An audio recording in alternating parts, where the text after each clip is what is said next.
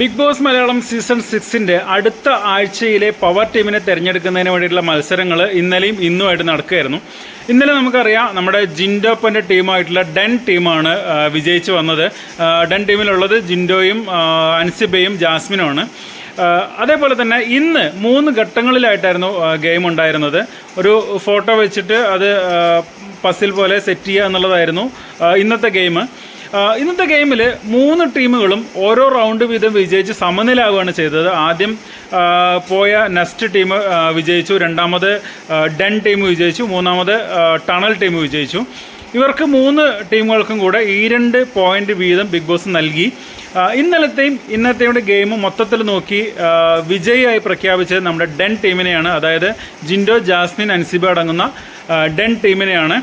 നാളെ power ടീമുമായിട്ട് ഏറ്റുമുട്ടുന്നത് Den ടീമാണ്. നാളെ എന്താണ് ഗെയിം വരിക എന്നുള്ളത് അറിയില്ല.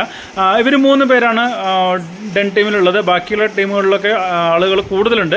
പക്ഷേ ആ 3 പേരാണെങ്കിലും അവരുടെ പവർ കാണിച്ച് അവർ വിജയിച്ച് അടുത്ത ആഴ്ചയിലെ പവർ ടീമായി മാറട്ടെ എന്ന് ആശംസിക്കുകയാണ്.